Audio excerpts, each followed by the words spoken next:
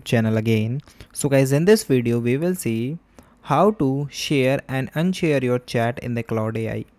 So guys, if you want to share your chat with the Claude AI, so guys, it is very easy. So for example, this is my chat with my AI. Okay, like this is the chat that helps me to create a one application.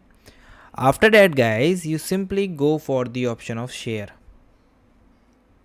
In the share section here, it shows the keep private, only you have the access, and create a public link.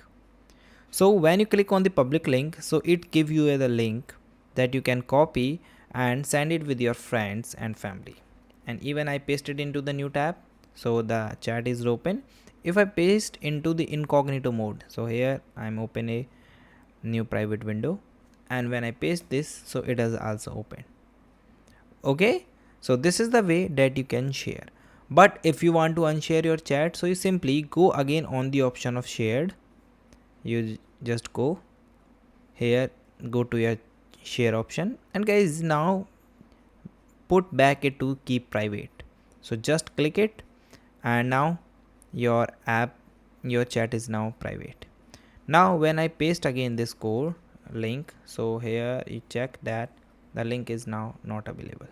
Okay, so guys, here you see the conversation is not found.